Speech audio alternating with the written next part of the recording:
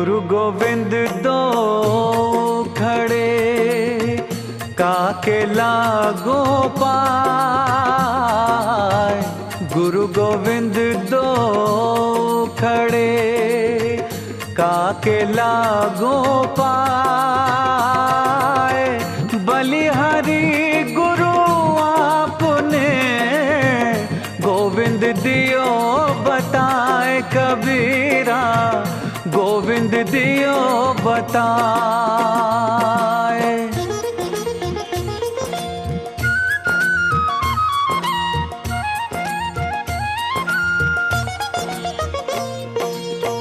गुरु गोविंद सब एक है, बाकी सब आकार। गुरु गोविंद सब। और जो ज्यादा टिकट देगा वो आगे बैठना चाहेगा। अलग अलग टिकट चलते हैं उसके। आजकल तो हर चीज बिक रही ना, क्योंकि जो फ्री में बंटता है उसकी कोई कीमत नहीं मानता। और लोग ये तमाशा देखने के लिए कहीं भी जुट जाते हैं। तो वहां चीन में भी यही हुआ। लोगों ने टिकट खरीदे और कुश्ती के दिन तो हजारों की मेदिनी इकट्ठी हो गई, हजारों की भीड़ इकट्ठी हो गई। कुश्ती के अखाड़े में वो सुमो पहलवान लंगोट लगा के उतरा। उसका शरीर तो इतना लंबा चौड़ा, लोग विचार करने लगे कि इसके सामने ये लाओत से कहां ठहरेगा, क्योंकि लाओत से बिल्कुल लकड़ी, सूखी लकड़ी के बराबर। शरीर में न तो मांस न कोई चर्बी, एकदम दुबला पतला सा मांस। वो भी लंगोट लगा के आया। तो जो दुबला पतला आदमी होता है वो जब लंगोट लगाता है तो वो और दुबला लगता है, क्योंकि कपड़े पहना रहता है ना, तब तो ढका तो रहता है। लेकिन जब लंगोट लगाए, कपड़े हट गए, तो लोगों ने देखा कि अरे ये दुबला पतला, ये इस सुमो पहलवान से कहां लड़ेगा। दोनों मैदान में आए और दोनों ने एक दूसरे को झुककर नमस्कार किया, क्योंकि जापानियों की, चाइनीज लोगों की ये टेक्निक है। वो जब नमस्कार करते हैं ना, खूब एकदम नीचे नमन करके नमस्कार करते हैं। दोनों ने एक दूसरे को नमस्कार कर दिया। दोनों अपने अपने क्षेत्र में वापस आ रहे हैं। अब कुश्ती होने वाली है। लाओत से उस मैदान में आ गया और मैदान में आकर उस मैदान में चित लेट गया। चित लेट गया और उस पहलवान को कहता है कि आजा, मेरी छाती पे बैठ जा और घोषणा कर दे कि तू जीत गया।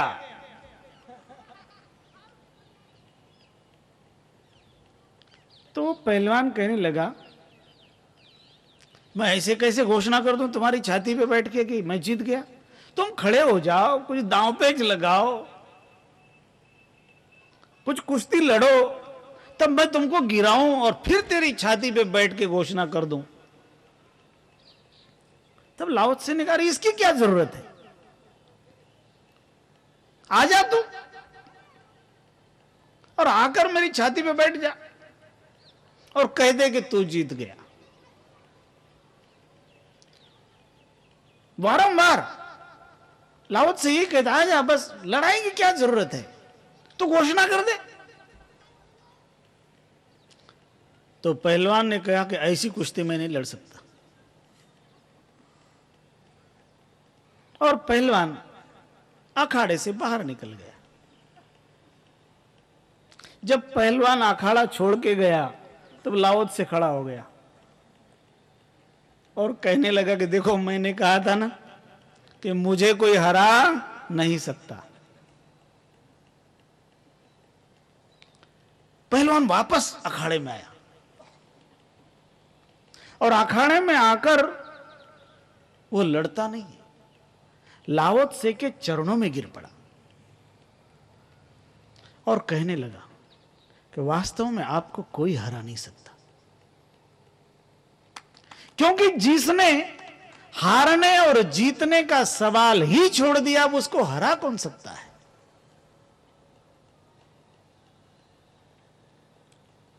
कोई कामना ही नहीं है, कोई इच्छा ही नहीं है। और जब सभी इच्छाएं शांत हो गई है तो भवसागर समाप्त हो जाता है। इसीलिए तो कबीर साहब कहते हैं, इच्छा कै भवसागर वो हित नाम आधार, कहीं कबीर हरि शरण गहूं गोखुर बछ विस्तार।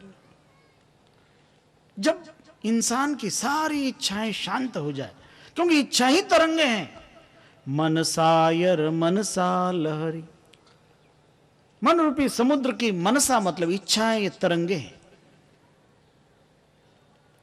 और जहां इच्छाओं की तरंगे शांत हुई तो मन शांत हुआ। जब व्यक्ति की सारी इच्छाएं शांत हो जाए, अब मुझे कुछ नहीं चाहिए, लेकिन कुछ न चाहिए ऐसा होते हुए भी व्यक्ति कर्म तो करता रहता है, और उसका किया जाने वाला कर्म उसको बांधने वाला नहीं बनता। क्यों?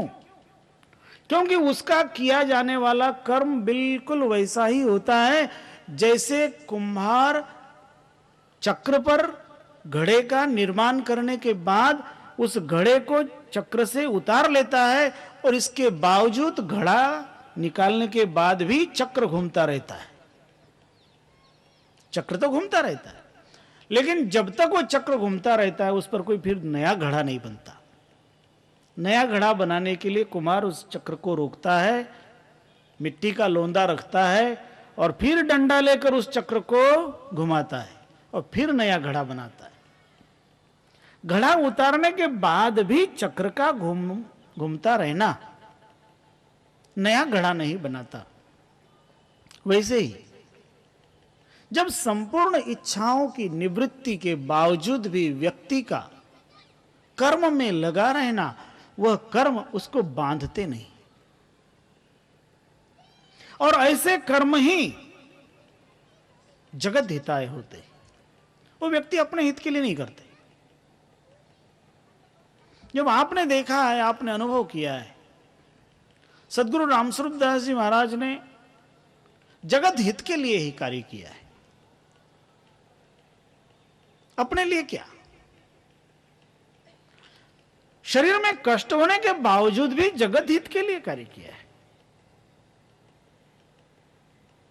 क्योंकि महापुरुष अपना सर्वस्व जगत के हित के लिए बांट देते हैं। यहां तक कि कभी कभी तो वे दूसरे का दुख अपने ऊपर ओढ़ लेते हैं। यदि उन्होंने किसी को कहा होगा कि जा भाई तेरा रोग दूर हो जाएगा, तो रोग कहीं न कहीं तो जाएगा, तो उनको अपने से लेना पड़ता है। और इस कारण ऐसे महापुरुषों के जीवन में भी हमको रोग दिखाई पड़ते,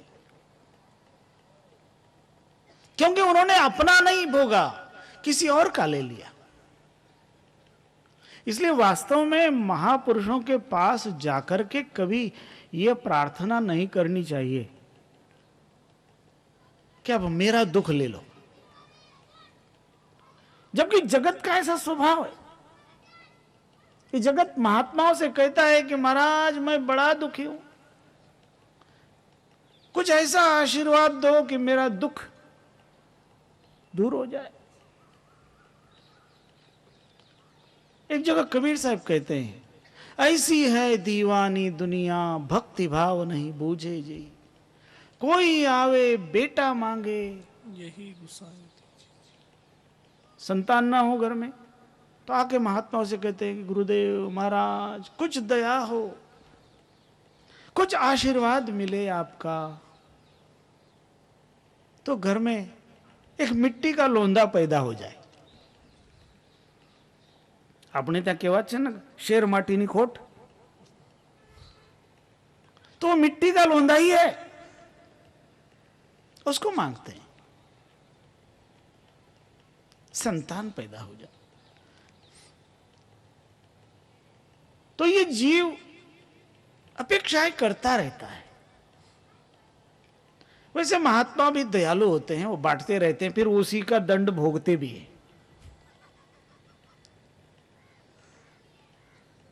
लेकिन जिन्होंने कोई इच्छाएं नहीं रखी, मात्र जगत हित ही सोचा है, जगत हित के लिए कर्म किया है, तो वह कर्म बंधन का कारक नहीं होता. जो भी उनको भोगना होता है वो यही भोग लेते हैं.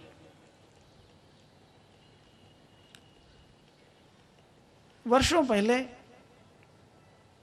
हम ऋषिकेश में रहते थे. वहां हमने एक महात्मा को देखा था. वो झाड़ी में रहते थे. अब तो वो झाड़ी भी खलास हो गई, सब खत्म हो गया. उनकी कुटिया थी और उनकी कुटिया पे जाने का मौका मिलता था. महात्मा बड़े वेदांत के ज्ञान के गहरे अनुभवी, ज्ञान में उतरे हुए महात्मा थे. लेकिन किसी कारणवश उनके शरीर में एक रोग हो गया था और उनके शरीर में कुछ ऐसे घाव हो गए थे जिन घाव में कीड़े पड़ गए थे. लेकिन निष्प्रिय महात्मा उन कीड़ों के कुलबुलाते रहने के बावजूद भी उनके प्रति कोई वितृष्णा नहीं कि शरीर में पैदा हो गए हैं तो शरीर को खा रहे हैं तो खाने दो. अपने लोग विचार करेंगे कि नहीं, दुख हो गया है तो दूर करो. और उन्होंने कहा कि मेरा अंतिम समय है, अब इनको भंडारा कर लेने दो. क्योंकि महात्माओं ने तो बहुत बार ऐसा कहा है. जैसे गालिब का एक शेर है, रहिए अब ऐसी जगह जहां न अपना कोई हो. अब ऐसी जगह जाके रहें कि जहां अपना कोई ना हो, कोई नोआ ख्वा न हो, कोई ऐसा ना हो जो अपने मरने के बाद किसी तरह का दुख व्यक्त करने वाला हो. चलिए अब ऐसी जगह जहां न अपना कोई हो. अब जब मर जाए वहां तो कोई पशु पक्षी आकर इस देह का भंडारा कर दे. बहुत बार ऐसे भी विचारकों ने विचार दिए जिनको अपने के लिए भी कोई मोह नहीं रहा, तन का भी मोह नहीं रहा, देहाध्यास पूरा छूट गया. वैसे ही वो महात्मा थे जिनका देहाध्यास पूरा छूटा था. तो जब ऐसी स्थिति में शरीर में होने वाले दुख को, उस पीड़ा को, वास्तव में वो पीड़ा किसी सामान्य व्यक्ति के शरीर में होती तो वो मां को, बाप को, किसको किसको याद करता होता. और वो किसी को याद नहीं करते थे क्योंकि उनको किसी को याद करने की जरूरत नहीं थी, क्योंकि देह भाव से ऊपर उठे थे. और देह भाव से ऊपर उठना बहुत बड़ी बात है. और देह भाव से ऊपर जब व्यक्ति उठता है तो वही उठता है जिसने अपने मन को पूरी तरह से काबू में कर लिया है. यदि मन काबू में हो गया है तो इस देह में होने वाली पीड़ा, दुख, उसको वो अनुभव नहीं करता। हो रहा है दुख तो होने दो। उसकी स्थिति बिल्कुल वैसी होती है जैसे कोई पेन किलर ले लेता है। शरीर में दुख तो रहता है, पेन किलर किसी के शरीर के दुख को दूर नहीं करता, लेकिन उस पेन को महसूस करने वाले उस नर्वस सिस्टम को निष्क्रिय बना देता है। और जिसने अपने मन को काबू में कर लिया है उसे पेन किलर की जरूरत नहीं पड़ती, क्योंकि मन ही तो सुख दुख का अनुभव करने वाला है। और जब वो मन काबू में आ गया तब न तो कोई सुख है न कोई दुख है, और वह परमानंद में व्याप्त है, परमानंद में लिप्त है। उस परमानंद में लिप्त जब कोई व्यक्ति है, कोई साधक है, उसके सारे विचार शांत है। वो कोई विचार नहीं कर रहा, वो देह का भी विचार नहीं कर रहा है।